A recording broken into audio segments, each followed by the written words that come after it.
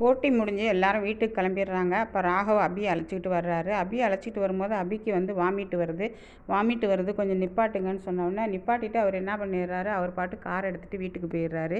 வீட்டுக்கு போனோடனே அஞ்சலி கேட்குறாங்க, ராகவ் எங்கே அஞ்சலி, இது அபி எங்கே அப்படின்னு கேட்குறாங்க. இங்கே வரலையா, நீங்கள் அழைச்சிட்டு வந்திருப்பீங்கன்னு நினச்சேன், இன்னும் வரலையா அவள் அப்படிங்கும்போது, அப்படியா வந்துருவா அவள் வாந்தி வருதுன்னு சொல்லிட்டு வழியில் இறங்குனா, நீங்கள் அழைச்சிட்டு வந்திருப்பீங்கன்னு நான் நினச்சிக்கிட்டு வந்துட்டேன், வீட்டுக்கு வந்துட்டேன் அப்படிங்கிறாரு. என்ன இப்படி பேசுகிற ராகவ், நீ வந்து இன்னமும் பட்டும் படாமல் பேசுகிற அப்படின்னு கேட்குறாங்க. உடனே அனு கேட்குறாங்க, என்ன ராகவ் நீங்கள் வந்து என்ன இப்படி பேசுகிறீங்க அப்படின்னு கேட்குறாங்க. உடனே அஞ்சலி சொல்கிறாங்க, இந்த விஷயம் பாட்டிக்கு தெரியறதுக்குள்ளே நீ என்ன பண்ணு, உடனே போய் அபியை தேடு அப்படின்னு சொல்லிட்டு ஆகாஷ்கிட்டையும் சொல்கிறாங்க, நீங்களும் போய் தேடுங்க அப்படின்னு சொல்கிறாங்க. இங்கே எல்லோரும் ஒவ்வொரு பக்கமாக தேடும்போது இங்கே அபி என்ன பண்ணுறாங்க, அப்படியே கவலையாக கடற்கரை ஓரமாக நிற்கிறாங்க.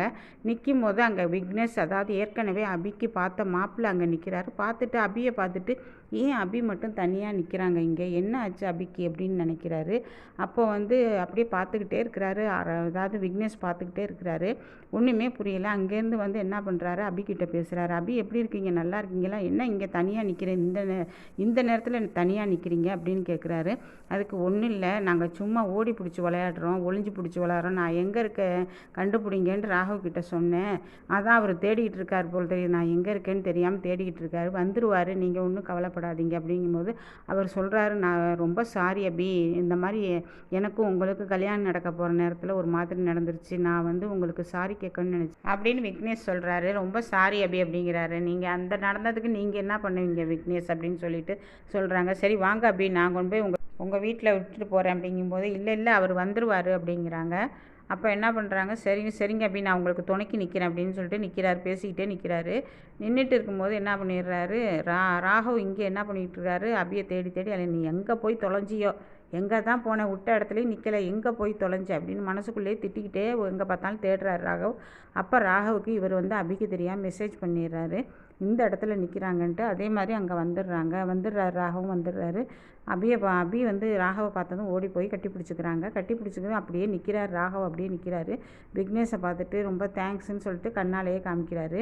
கண்ணாலேயே சைகையில் சொல்ல வந்து அவரும் தேங்க்ஸ் சொல்லிவிட்டு கிளம்பிட்டார். விக்னேஷும் கிளம்பிட்டார். அபிகிட்டே சொல்லிவிட்டு கிளம்பிடுறாரு. ஆமாம், உனக்கு ஒரு இடத்துல நிற்க தெரியாதா, உன்னை எங்கே விட்ட எங்கே வந்து நிற்கிற, எனக்கு தெரியலை, நான் அதனால் வந்து கடலில் வந்து விழுந்துடலான்னு வந்தேன் அப்படிங்கிறாங்க அவங்க அபி. இருந்தாலும் அபி, உனக்கு திமிர் பேச்சு மட்டும் இன்னும் போகலை பற்றியா அப்படிங்கிறாரு ராகவ். சொல்கிறாரு, உங்களுக்கு இருக்கிற அதே திமிரு எனக்கும் இருக்குது அப்படிங்கிறாங்க.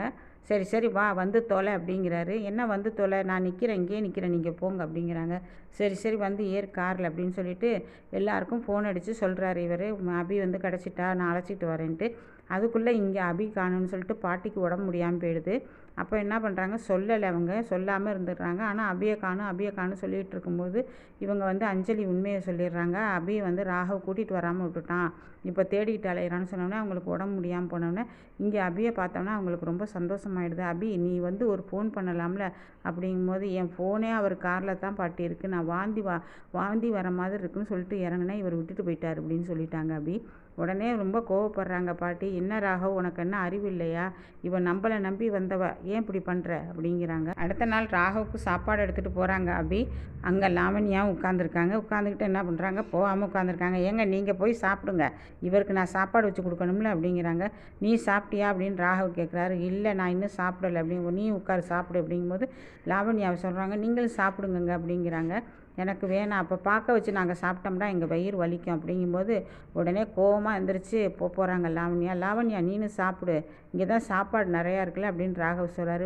வேணாம் உன் பொண்டாட்டிக்கு நான் இங்கே உட்காந்துருக்கிறதே பிடிக்கல அப்படின்னு சொல்லிட்டு கிளம்புறாங்க.